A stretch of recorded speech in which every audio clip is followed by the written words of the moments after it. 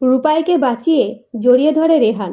রূপাইকে মধুর লোক বন্দি করে বলে রেহানকে ফোন করে ডাকতে, না হলে রূপাইয়ের বাস পুড়িয়ে ফেলবে।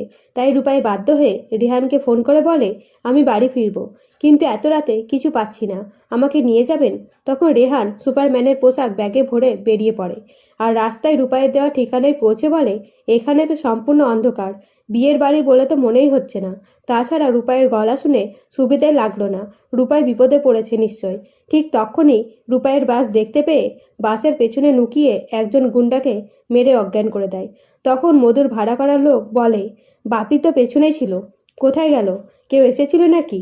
এই বলে রূপাইকে বলে রেহানকে ফোন করতে। তখন রূপাই যে ফোন করে, রেহানের ফোন বেজে উঠতেই গুন্ডাগুলো রেহানকে বলে, সামনে আয়, না তো এদেরকে শেষ করে ফেলবো। তখন রেহান বাধ্য হয়ে গুন্ডাদের হাতে ধরা দেয়, তবে সুপারম্যান সেজে। কিন্তু গুন্ডাগুলো রেহানের মুখোশ খুলতেই রূপাই খুশি হয়।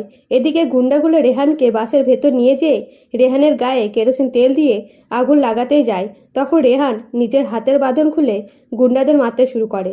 সেই সময় পুলিশ এসে উপস্থিত হতেই মধুর লোক বলে, তোর বরকে আজ মেরেই ফেলবো, পুলিশ নিয়ে এসেছে। এই বলে রেহানকে গুলি করতে গেলে রূপাই বাঁচিয়ে নেয় এবং পুলিশ গুন্ডাগুলোকে ধরে থানায় নিয়ে যায়। এরপরে রূপাই বলে, নার্সবাবু, তার মানে আপনি সুপারম্যান? আমি আগে জিজ্ঞেস করেছিলাম, কিন্তু আমার কাছে ধরা দেননি, একবার তো ধরতেই গিয়ে পারিনি। এই বলে রেহানকে জড়িয়ে ধরে। এরপরে বাড়ি ফিরে মিসকাকে রান্না করতে দেখে রেহান আর রূপাই মজা করলে মিসকা এমন কথা বলে যে রেহান বলে, বৌমনি কোনোদিনই বদলাবে না।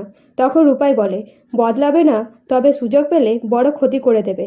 এদিকে রেহান বলে, আমার ধারণা এসব মধু কুড়িয়েছে, মধুকে শিক্ষা দিতেই হবে।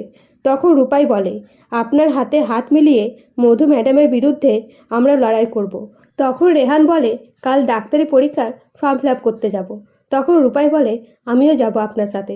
তো বন্ধুরা, ভিডিওটা ভালো লাগলে সাবস্ক্রাইব করবেন। ধন্যবাদ।